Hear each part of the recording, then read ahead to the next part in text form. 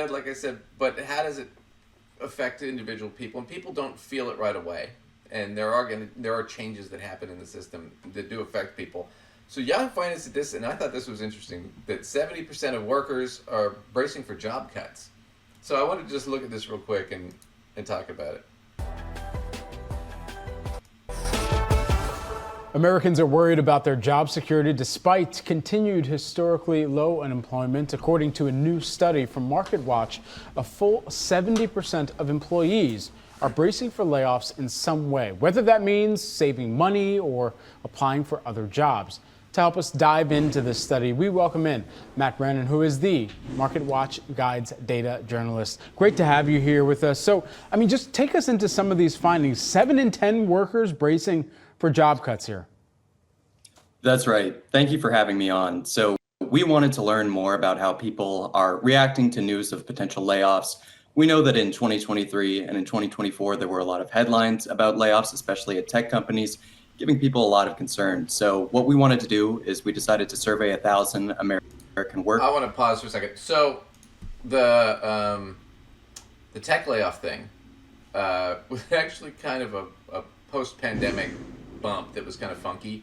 What ended up happening is a lot of people went remote, so there was a huge need for software engineers and tech people, and a lot of them weren't working, and it was hard, and these companies had to get talent, and they had to do it quick. So what they started doing was offering ridiculous salaries and these huge pays and bonuses and all these huge packages, right?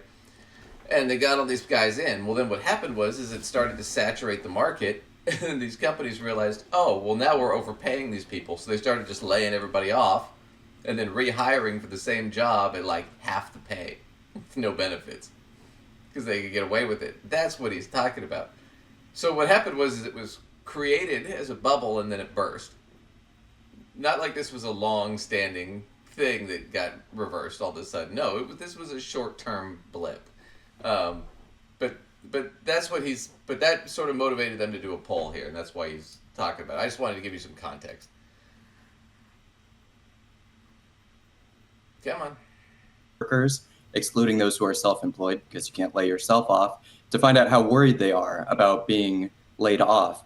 So we asked about job security, opinions on if they're taking preparations to get ready for layoffs, financial readiness, and how far they'd be willing to go to keep their job. And as you mentioned, 70% of the people we surveyed said they're bracing for layoffs in some way. That means different things to different people. 40% of those are people who say they're saving more of their income than usual. 32% say they're actively browsing job listings. And 24% say they're actually applying to new jobs right now. So the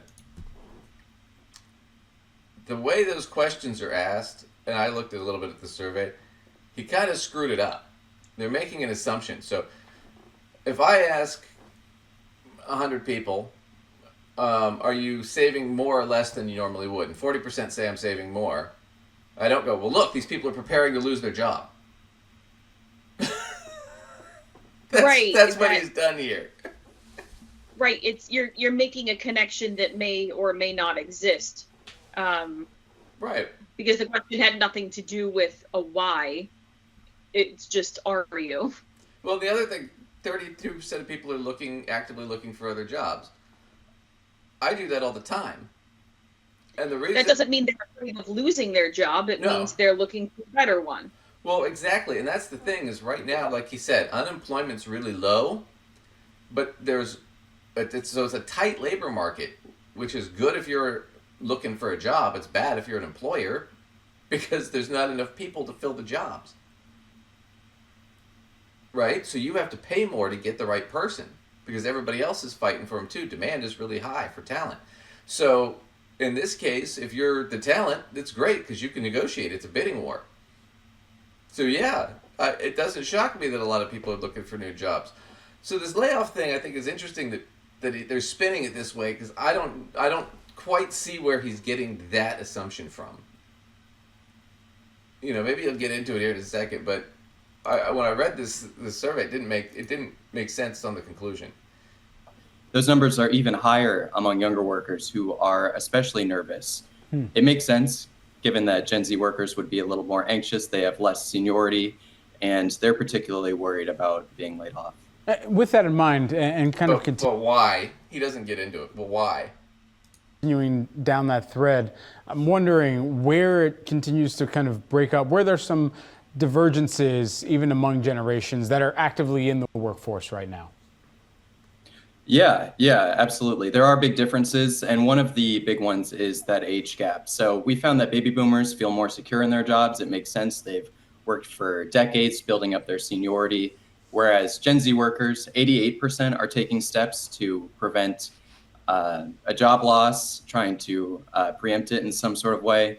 Layoff anxiety is a term that we asked about to find out, just how concerned people are. And a majority of Gen Z workers and nearly half of millennials are anxious about being laid off. So we've definitely. Yeah, and once again, the way they asked that question, do you have any anxiety about layoffs in general?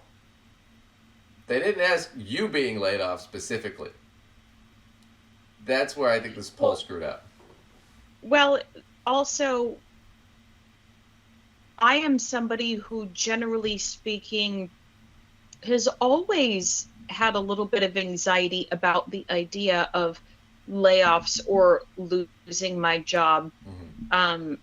I mean, because that's losing the thing that keeps your lights on, Right. So there's a clarity and questioning that doesn't exist here, because is it asking me, do I feel anxious about losing a job?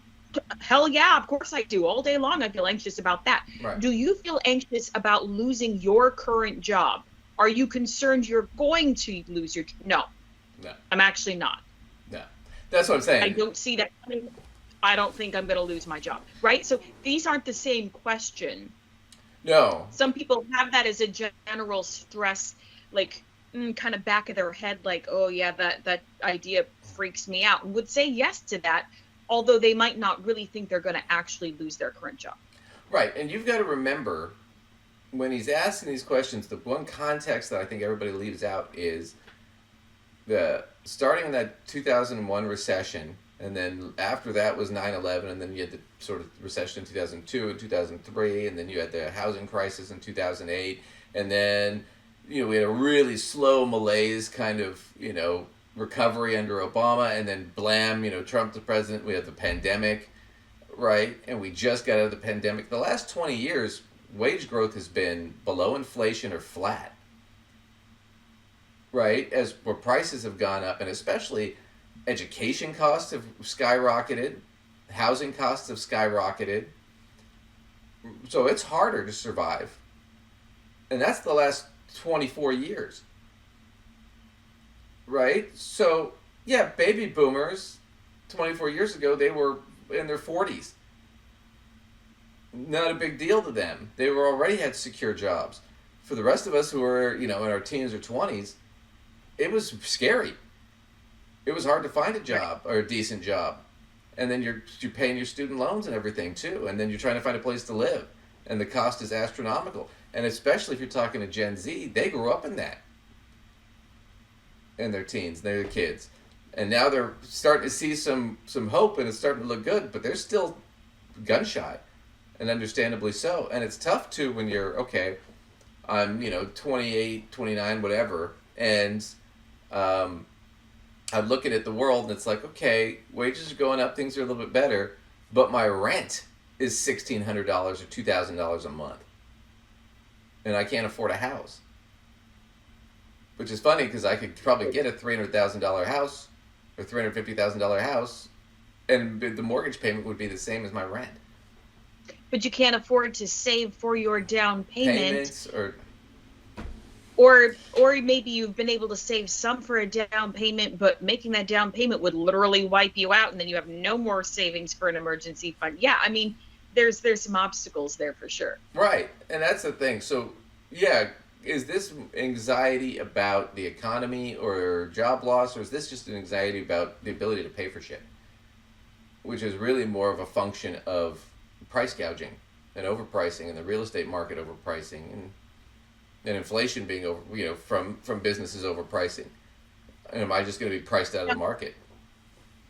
Now, financial anxiety really is a real thing. And I'd be super interested into some in-depth research about financial anxiety, but I feel like it requires that you pull the string a little bit more about what the real anxiety is about, which is Right. kind of what you just mentioned.